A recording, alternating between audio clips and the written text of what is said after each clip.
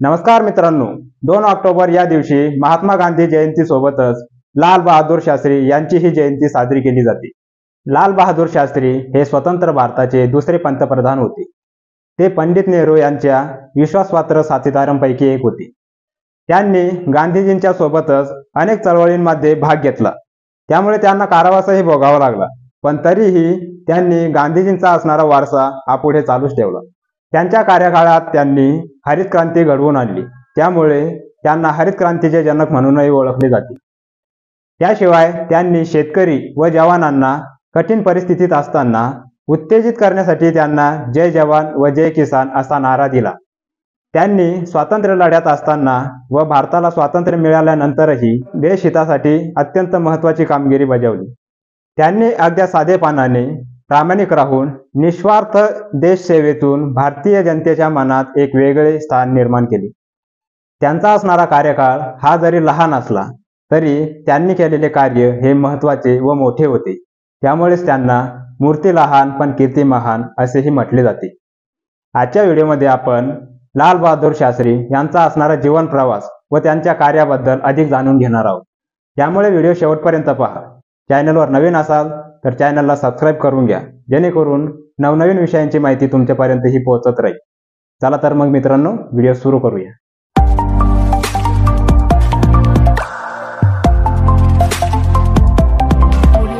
लाल बहादूर शास्त्री यांचा जन्म 2 ऑक्टोबर 1904 रोजी वाराणसी जवळ असलेल्या मोगलसराय या ठिकाणी एका गरीब कुटुंबात झाला. लाल बहादूर यांचे पूर्ण नाव लाल बहादूर शारदा प्रसाद श्रीवास्तव असे होते. त्यांचे वडील एक शिक्षक होते. त्यांचे नाव शारदा प्रसाद श्रीवास्तव असे होते, तर आईचे नाव राम दुलारी देवी असे होते. लहानपणापासूनच त्यांच्यावर साधेपणाचा व शिस्तीचा प्रभाव होता. ते 1.5 वर्षाचे असतानाच त्यांच्या वडिलांचे निधन झाले. लहानपणापासूनच लाल बहादूर शास्त्री हे आत्मविश्वासी व स्वावलंबी होते. ते स्वतःचे कपडे धुत होते. कधी कधी पैसे नसताना ते स्वतः चालत शाळेत जात होते. कधी कधी नदीला पाणी असताना ते शाळेत नदीच्या पाण्यातून पोहत जायचे. पण त्यांनी शाळेला कधी दांडी मारली नाही व अशा प्रकारे त्यांनी शिक्षण हे कधी सोडलं नाही. पुढच्या शिक्षणासाठी ते वाराणसीला आपल्या मावशीकडे गेले. तेथे शिकत असताना महात्मा गांधींच्या भाषणांचा प्रभाव त्यांच्यावर पडला. त्यातूनच त्यांना देशासाठी काहीतरी करण्याची इच्छा त्यांच्या मनात निर्माण झाली. गांधीजींनी देशवासियांना असहकार चळवळीत सहभाग होण्यास आवाहन केले. तेव्हा शास्त्री हे केवळ 16 वर्षांचे होते.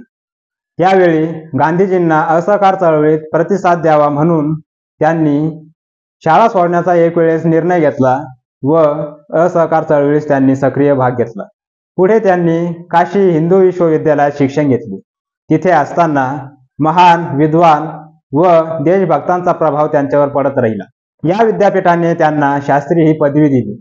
त्यानंतर त्यांनी श्रीवास्तव असणारे आपले आडनाव काढून टाकले व शास्त्री हेच आडनाव पुढे त्यांनी वापरले. पुढे 1927 साली त्यांचा विवाह ललिता देवी यांच्याशी झाला. हा विवाह पारंपरिक पद्धतीने व हिंदू परंपरेनुसार झाला. शास्त्री हे हुंड्याच्या विरोधी होते. त्यामुळे त्यांनी एक चरखा व हाताने तयार केलेले सुती कापड यापेक्षा दुसरे काही मागितले नाही. ललिता देवी या उत्तम गृहिणी म्हणून कायम त्यांच्या सोबत राहिल्या.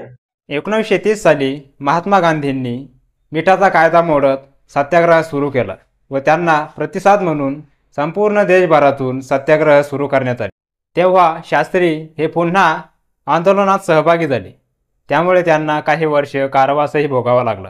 त्यानंतर झालेल्या 1942 सालच्या भारत छोडो आंदोलनात शास्त्रींनी सक्रिय भाग घेतला व देशवासियांना एकत्र आणण्याचा यशस्वी प्रयत्न त्यांनी केला. त्यामुळे त्यावेळीही त्यांना कारावास भोगावा लागला.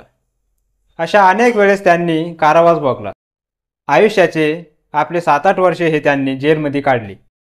स्वातंत्र्य लढ्यातील सक्रिय सहभागामुळे पुढे काँग्रेसमध्ये शास्त्रींना महत्त्वाचे स्थान मिळाले. भारत स्वतंत्र झाल्यानंतर लाल बहादूर शास्त्री हे उत्तर प्रदेश राज्याचे संसदीय सचिव झाले.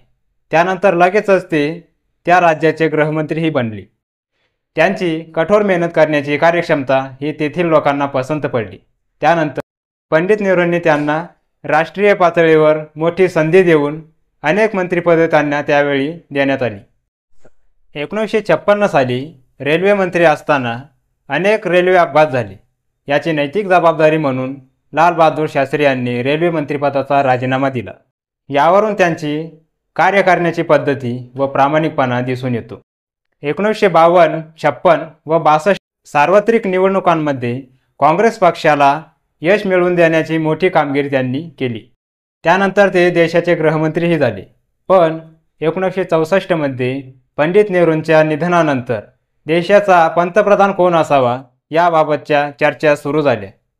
त्यात अनेक नेते रांगेत होते. पण शास्त्री यांचे नाव पुढे आले व ते भारताचे दुसरे पंतप्रधान झाले. पण त्यांचा हा कार्यकाळ एवढा सोपा नव्हता, कारण देशभरात दुष्काळाची परिस्थिती होती व सगळीकडे अन्नाची टंचाई भासत होती. याचाच फायदा घेत 1965 मध्ये पाकिस्तानने जम्मू व काश्मीरची मागणी करत भारतावर आक्रमण केले. त्याला प्रत्युत्तर म्हणून भारतीय सैन्यानेही त्यांच्यावर हल्ला केला. अशा बिकट परिस्थितीत शेतकरी व जवानांना उत्तेजित करण्यासाठी त्यांनी जय जवान व जय किसान असा नारा दिला. त्यामुळे एक वेगळीच ऊर्जा जवानांमध्ये निर्माण झाली व त्यांनी पाकिस्तानचा पराभव केला.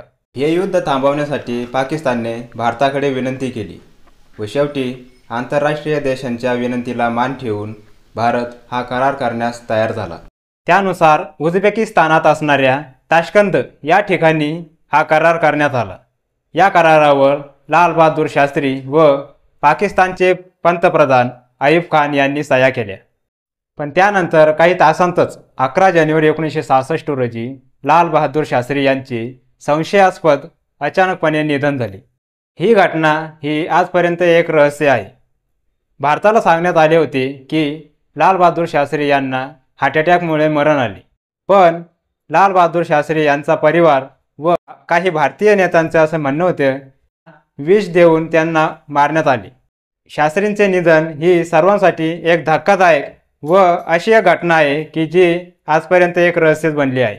लाल बहादूर शास्त्री यांनी आपले जीवन देशहितासाठी घालवले. त्यांनी देशात हरित क्रांती घडवून आणली व दुधाच्या उत्पादनाला चालना मिळावी यासाठी त्यांनी श्वेतक्रांतीही केली. आपल्या दिलेल्या सेवेदरम्यान त्यांच्या असणाऱ्या निष्ठा व प्रामाणिकपणामुळे ते लोकांमध्ये लोकप्रिय झाले व आजपर्यंत अनेक भारतीयांच्या मनावरती राज्य करीत आहेत. त्यांनी आपल्या देशात हरित क्रांती व श्वेतक्रांती घडवून देशाला विकासाच्या मार्गावर नेले. त्यांच्या या कामगिरीमुळेच त्यांना 26 जानेवारी 1966 रोजी भारताचा असणारा सर्वोच्च नागरी पुरस्कार भारतरत्न देऊन सन्मानित करण्यात आले व तसेच त्यांच्या असणाऱ्या समाधीस्थळाला विजय घाट असे नावही देण्यात आले. तुम्हाला हा व्हिडिओ कसा वाटला आम्हाला नक्की कळवा. माहिती आवडली असल्यास ती इतरांनाही पाठवा आणि आपल्या चॅनलला सबस्क्राईब करायला विसरू नका. धन्यवाद.